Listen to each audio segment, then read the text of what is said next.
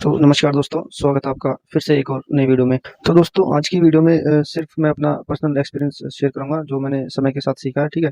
कि किस-किस चीज़ों की वजह से आप अपनी बॉडी ट्रांसफॉर्मेशन नहीं कर पाते एंड किन-किन चीज़ों की वजह से आप बॉडी ट्रांसफॉर्मेशन कर सकते हैं। तो सबसे पहले बात करेंगे एक्सपेक्टेशन की। अब हम में से कुछ लोग ऐसे होते हैं कि हमने किसी को जिम जाते हुए देखा, ठीक है? और फिर हमने भी सोचा कि यार जिम जाना कूल है, ठीक है? बॉडी बनाना भी एकदम कूल चीज़ है।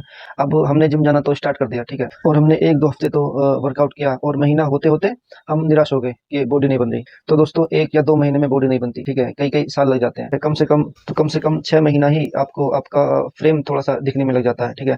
आपका थोड़ा चेस्ट दिखने लग जाता है एंड बाई टाई आपका कपड़ों में दिखता है, ठीक है? वो भी तब जब आप 6 महीने, ठीक है, बिल्कुल डिसिप्लिन के साथ जिम जाते हैं, अपना डाइट फॉलो करते हैं, आपका स्लीप टाइम अच्छा होता है, आप इंटेंस वर्कआउट करते हैं। वरना शुरू का 1-2 महीना तो आपका बॉडी में पेन ही रहेगा, ठीक है? अब उस पेन को आपको आदत बनाने में ही 6 महीने, साल भर लग जाते हैं, ठीक है? दर्द तो रहता है बाद तक भी, जब हम डेली वर्कआउट करेंगे तो डेली पेन रहेगा, बट फिर वो पेन एक आदत बन जाता है, ठीक है? एक्सपेक्टेशन थोड़ी-सी हमें कम करनी होगी, ठीक है?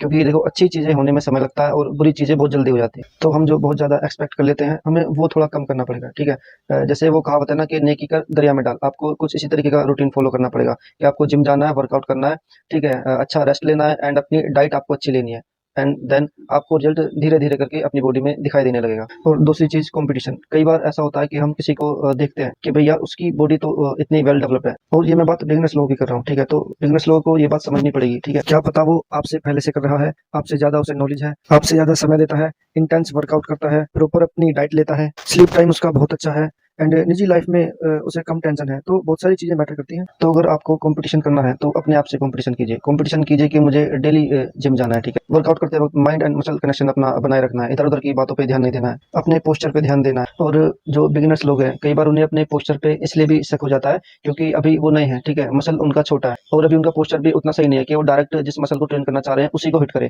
तो जैसे-जैसे आपको समय बीतेगा, ठीक है, आपका पोस्चर भी करेक्ट होने लग जाएगा एंड आपका नया मसल भी फिर बनने लगेगा और जब आपका नया मसल बनेगा तो आपका मसल कॉन्ट्रैक्शन भी होने लगेगा। बट ये होगा तभी जब कम से कम आपको 1.5 से 2 साल तो अपना बिल्कुल कंसिस्टेंसी के साथ वर्कआउट करना पड़ेगा। तो कॉम्पिटिशन देखो किसी से नहीं करना है, कॉम्पिटिशन करना है तो अपने आप से करना है, ठीक है? कि इस हफ्ते मैंने अगर 10 केजी का वेट उठाया था, तो अगले हफ्ते में कम से कम 12 या साढ़े 12 का वेट हमको उठाना है, ठीक है? ऐसे आपको तैयारी करनी है। और तीसरी बात है बहाना।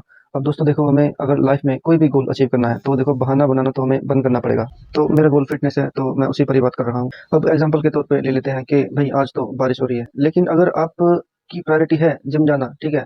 तो आप देखो छाता लेकर भी जा सकते हो, रेनकोट पहनकर भी जा सकते हो, ठीक है? अगर ऐसी कंडीशन है कि आप जा सकते हो, तो आपको जाना चाहिए। लेकिन आप सिर्फ़ ये सोचकर नहीं जाओगे कि बारिश पड़ रही है, तो देखो वो बहाना है, वो झूठ बोलना है अपने आप से। या कभी ऐसा होता है कि आपके पास समय नहीं है, ठीक है? अब देखो मैं ये नहीं कह रहा कि आपके पास समय नहीं है, आप तब भी जिम जाओ, जिम बंद हो चुका है लेकिन आपको जिम जाना है, ऐसा नहीं। देखो फिर से कह रहा हूँ बात प्रायोरिटी की है। अगर आपको वर्कआउट करना है, ठीक है? तो आप होम वर्कआउट भी कर सकते हैं।